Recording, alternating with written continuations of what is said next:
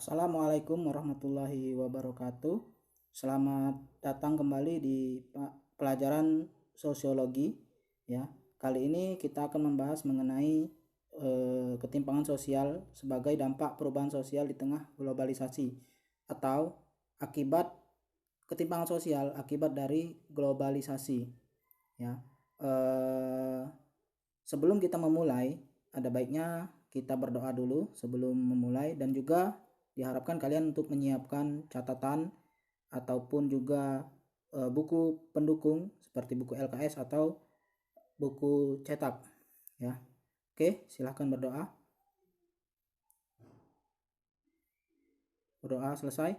Oke, kita akan masuk ke materi ya. Kali ini kita akan membahas materi mengenai teori-teori dari ketimpangan global ya, seperti itu. Oke, nah di sini kita akan membahas mengenai globalisasi dan dampaknya terhadap perubahan sosial di tingkat lokal. Nah di sini ada teori-teori mengenai ketimpangan global ya. Ada 7 teori. Yang pertama itu teori kolonialisme, yang kedua teori sistem dunia, yang ketiga itu teori ketergantungan, yang keempat teori pendekatan struktural, yang kelima teori fungsionalis, yang keenam teori konflik, dan yang terakhir yang ketujuh itu ada teori pertumbuhan neoklasik. Oke, Bapak akan bahas satu persatu ya. Yang pertama itu teori kolonialisme ya. Teori kolonialisme ini ya dimulai di Inggris pada tahun 1750 ketika industrialisasi menyebar di Eropa Barat. Teori ini merujuk pada satu negara yang menjadikan banyak wilayah sebagai koloninya. Mereka menanamkan keuntungan ke dalam persenjataan dan kapal cepat. Ya, jadi negara-negara industrialisasi ini ya, negara-negara industri ini membentuk suatu negara yang mana mereka akan mencari negara-negara yang bisa mereka jadikan negara koloni mereka ya. Lalu mereka menanamkan modal di industri persenjataan dan kapal cepat ya. Gunanya untuk apa? Persenjataan dan kapal cepat ini gunanya untuk menekan negara-negara koloni mereka ya, supaya mereka ini tetap bisa mempertahankan statusnya ya. Kemudian digunakan untuk kemudian digunakan untuk menyerbu negara yang lemah untuk dijadikan koloni ya, seperti yang Bapak ceritakan tadi. Jadi tujuan mereka membuat persenjataan dan kapal cepat ini untuk menekan negara-negara lemah ya. Kita ambil contoh, salah satunya adalah yang terjadi pada Indonesia ya. Selama kurang lebih 350 tahun atau 3,5 abad Indonesia menjadi negara jajahan dari negara-negara Eropa ya, khususnya Belanda ya. Negara kita Indonesia itu dijadikan negara koloni oleh Belanda ya. Mereka mengambil banyak sekali keuntungan dari Indonesia ya. Salah satunya adalah hasil bumi ya, terutama rempah-rempah ya, seperti itu. Jadi itu tujuan dari mereka adalah untuk ya tadi untuk mengeruk keuntungan untuk negara mereka sendiri ya. Setelah negara lemah takluk, mereka mengeksploitasi tenaga kerja, sumber daya negara dan sumber daya alam negara tersebut ya. Tadi seperti yang Bapak contohkan di negara kita Indonesia ya. Setelah negara kita takluk oleh negara Belanda, negara penjajah ya, negara kita dieksploitasi mulai dari tenaga kerja, sumber daya manusia ya. Rakyat kita dipaksa untuk membangun infrastruktur, kemudian dipaksa untuk menanam paksa, kemudian sumber daya alamnya juga dieksploitasi seperti itu. Nah, maksud kolonialisme di sini adalah mengeksploitasi rakyat dan sumber daya suatu bangsa demi keuntungan negara kapitalis atau negara induk ya. Jadi maksud dari kolonialisme ini adalah untuk mengeksploitasi rakyat ya, atau sumber daya manusia dan juga sumber daya alamnya untuk keuntungan negara kapitalis atau untuk keuntungan negara induk. Ya, dalam hal ini kita sebut saja negara penjajah. Ya, jadi seperti itu. Mereka mengambil keuntungan dari negara yang dijajahnya. Itu yang pertama ya, teori kolonialisme. Lalu yang kedua adalah teori sistem dunia. Apa itu teori sistem dunia? Nah, di sini teori ini dikemukakan oleh Immanuel Wallerstein. Ya, teori ini dikemukakan oleh Immanuel Wallerstein. Teori ini menganalisis bagaimana industrialisasi menghasilkan 3 kelompok bangsa, yaitu negara inti atau negara yang lebih dulu melakukan industrialisasi dan mendominasi negara yang lemah, negara semi periferi atau negara yang bergantung pada perdagangan negara inti, dan negara periferi atau negara pinggiran atau negara yang paling lemah. Ya, jadi di sini ada 3 kelompok negara. Ya, yang pertama itu ada negara inti, ya, negara yang lebih dulu melakukan industrialisasi. Ini negara industri yang pertama kali melakukan industrialisasi ini adalah Inggris, ya. Negara Inggris tadi sudah disebutkan, ya, dimana dimulai pada di Inggris pada tahun 1750 ketika industrialisasi menyebar di Eropa Barat. Ya, ketika itu negara-negara Eropa, ya, khususnya negara Eropa Barat mulai melakukan industrialisasi. Ya, apa itu industrialisasi?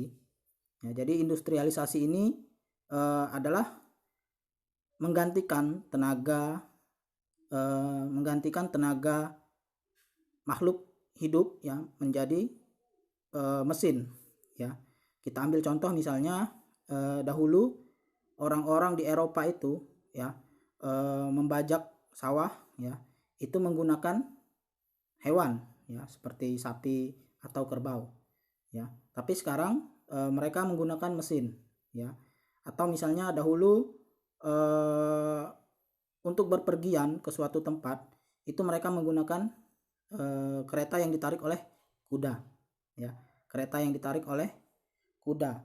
Lalu mereka setelah industrialisasi, ya, mereka mengganti tenaga kuda tersebut menjadi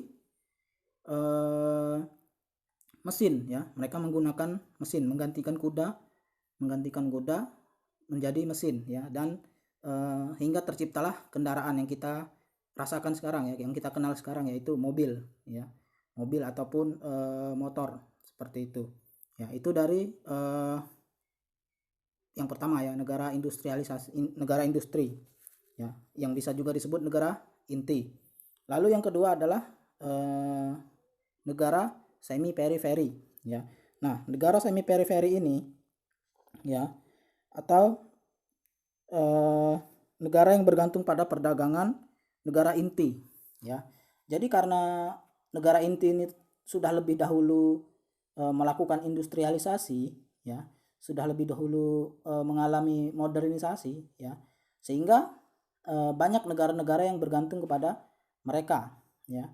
Banyak negara-negara yang bergantung kepada mereka, terutama dalam hal teknologi, ya, terutama dalam hal teknologi, seperti misalnya ya, seperti contohnya kendaraan, ya, mesin, komputer dan lain-lain, ya. Karena negara inti ini yang sudah terlebih dahulu menggunakan dan juga mengembangkan, sehingga negara-negara lain bergantung kepada mereka. Kita ambil contoh Indonesia, ya, negara kita Indonesia, ya. Kita lihat rata-rata produk-produk yang dipakai oleh negara kita Indonesia itu produk-produk dari negara inti, ya, negara-negara maju, ya, negara-negara inti, negara maju, ya, dari Eropa, dari Jepang, ya, yang mana negara-negara tersebut sudah terlebih dahulu mengembangkan atau menggunakan teknologi-teknologi yang kita gunakan sekarang, ya, seperti kendaraan, alat-alat elektronik,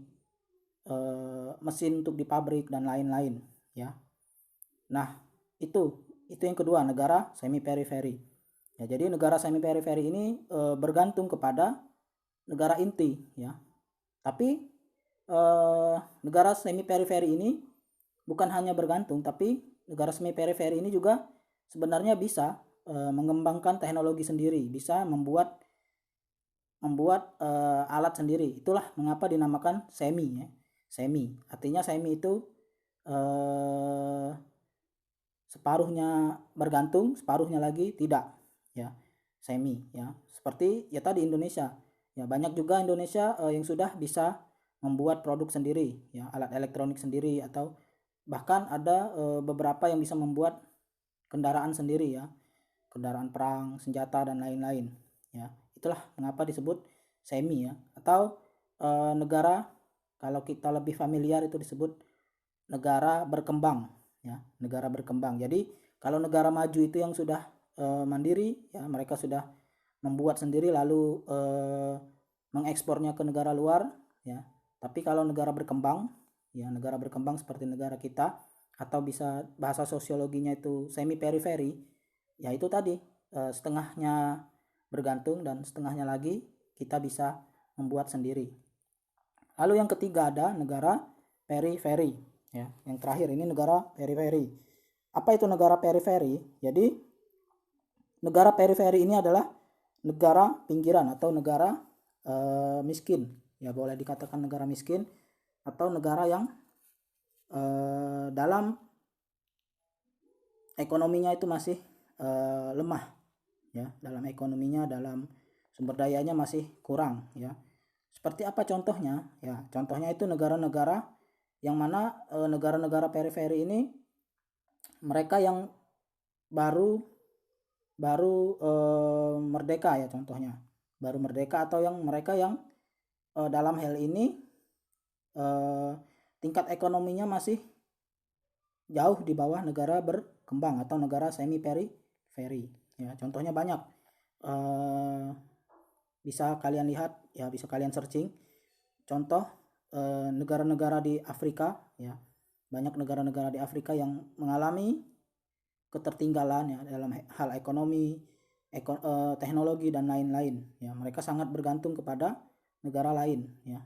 Seperti itu. Itu negara periferi ya. Jadi negara periferi ini adalah negara yang tertinggal ya, negara yang lemah, negara yang bisa dikatakan negara miskin, seperti itu ya. Lalu yang ketiga ada teori ketergantungan ya. Yang ketiga ada teori ketergantungan. Bentar.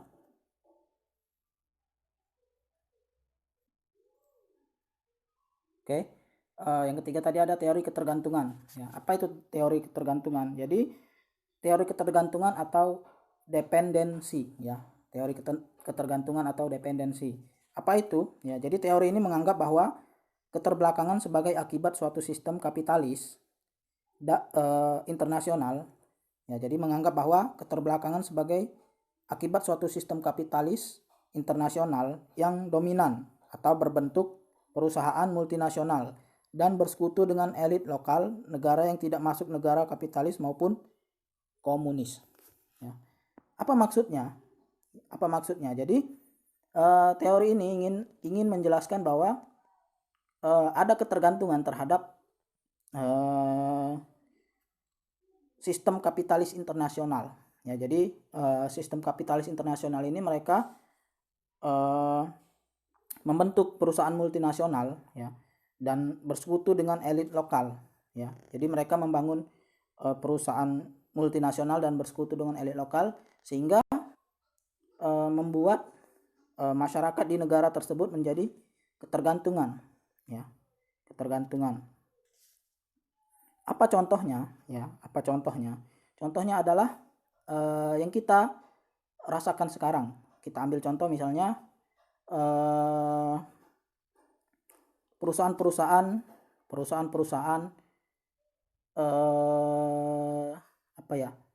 perusahaan transportasi ya, perusahaan transportasi online ya. Nah, di sini di era sekarang ya, di era modern sekarang ya, transportasi online itu sudah sangat berkembang ya, sudah sangat berkembang ya. Nah, di sini ya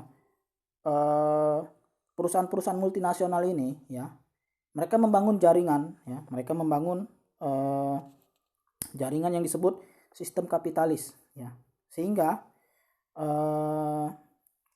mereka ini akan membuat masyarakat menjadi ketergantungan, ya, akan membuat masyarakat menjadi ketergantungan sehingga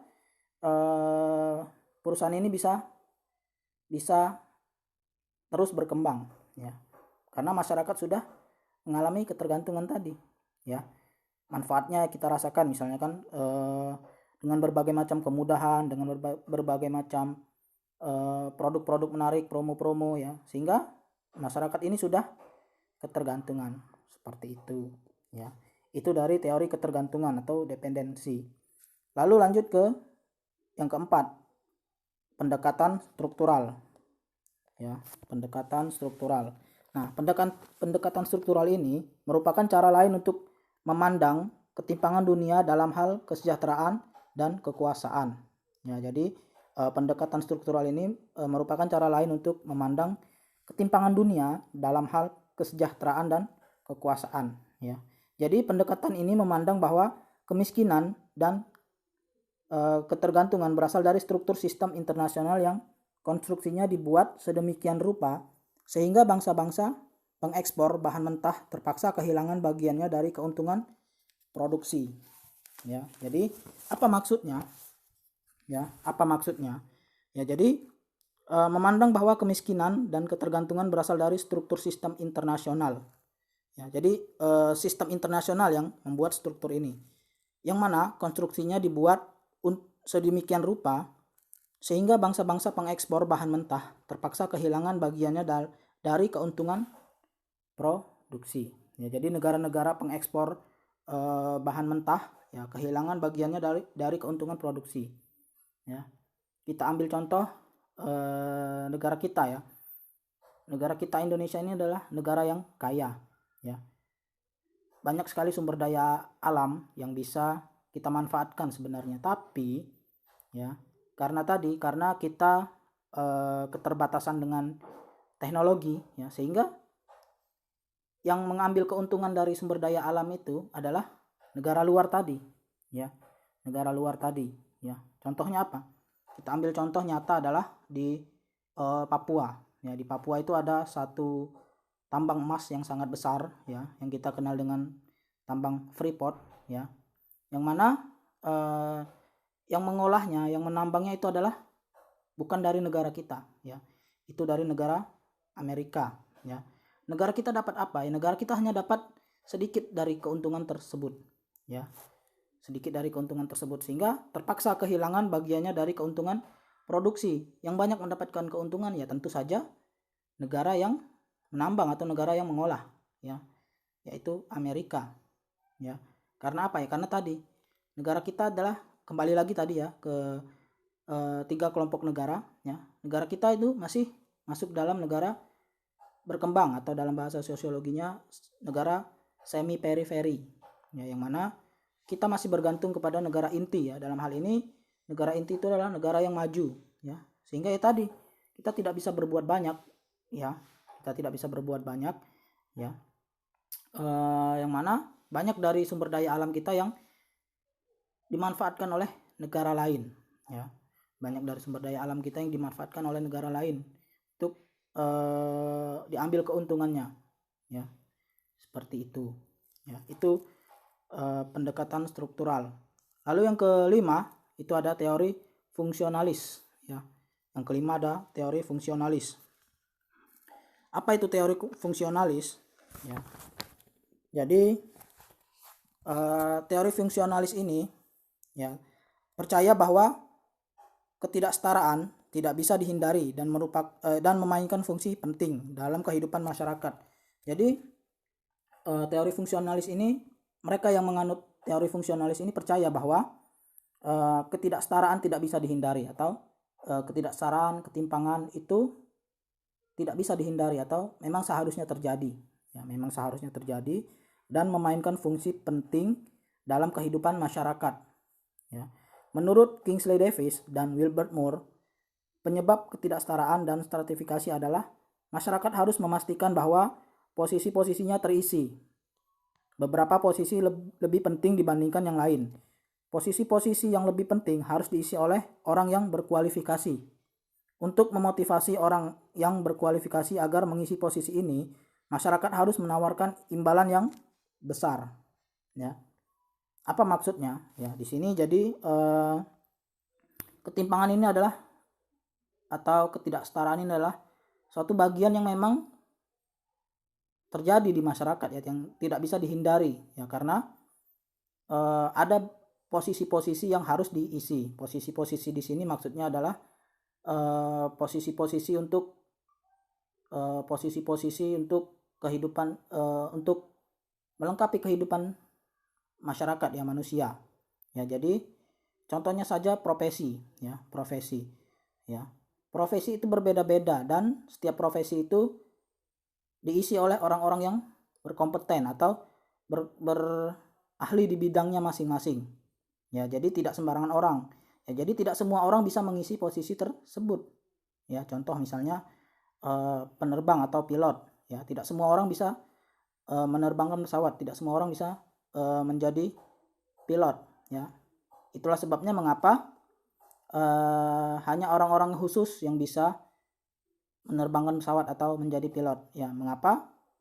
Karena tadi tidak semua orang bisa ya.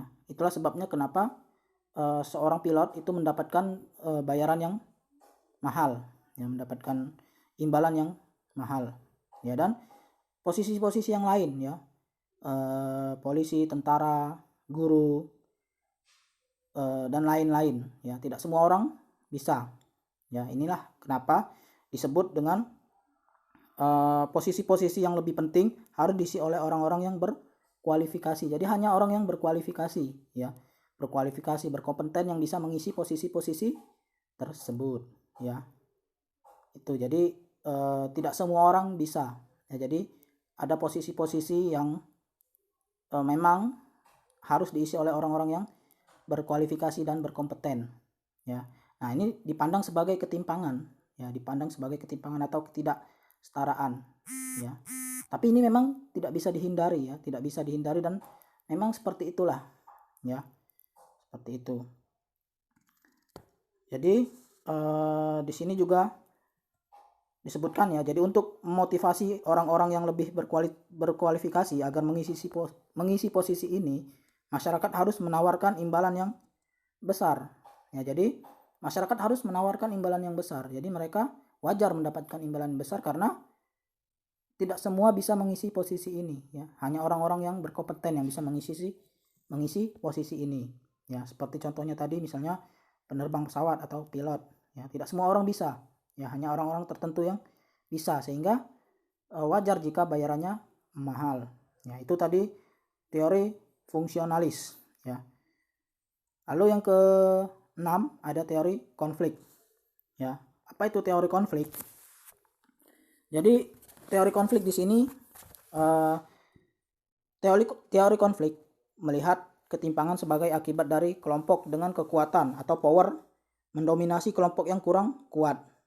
Mereka percaya bahwa kesenjangan sosial mencegah dan menghambat kemajuan masyarakat karena mereka yang berkuasa dan menindas orang tidak berdaya untuk mempertahankan status quo ya. Apa itu? Nah, apa itu? Jadi teori konflik melihat ketimpangan sebagai akibat dari kelompok dengan kekuatan atau power mendominasi kelompok yang kurang kuat ya.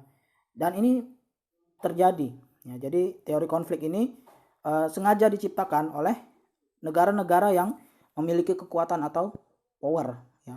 Jadi negara-negara yang memiliki kekuatan atau power ini sengaja membuat konflik kepada negara-negara yang lemah atau kelompok yang kurang kuat. Untuk apa? Untuk mempertahankan status quo. Apa itu status quo? Jadi status quo itu pengakuan dari negara-negara lain. Contoh seperti, kita ambil contoh seperti Amerika ya. Amerika itu dikenal dengan negara adidaya ya, negara adidaya, negara superpower ya. Itulah sebabnya kenapa mereka banyak sekali terlibat dalam konflik-konflik dunia ya, banyak sekali terlibat dalam konflik-konflik dunia. Kita ambil contoh misalnya perang negara Palestina dan Israel yang sampai sekarang masih terjadi, masih berlangsung ya. Amerika memiliki peran penting di sana ya. Amerika ikut menyokong Israel ya, menyokong Israel dalam perang tersebut ya. Dan juga Amerika banyak sekali membangun pangkalan-pangkalan militer di berbagai dunia, ya, berbagai dunia untuk mempertahankan status quo mereka, yaitu negara adidaya dan negara super power, ya. Jadi seperti itu. Itu teori konflik. Jadi teori konflik ini sengaja dibuat oleh negara atau kelompok dengan kekuatan atau power sehingga mereka bisa mempertahankan status quo mereka. Seperti itu, ya. Dan yang terakhir ada teori pertumbuhan neoklasik, ya. Terakhir, yang ketujuh adalah teori pertumbuhan neoklasik. Jadi teori pertumbuhan neoklasik ini, ya, pertama kali dimunculkan oleh Douglas C. North, ya.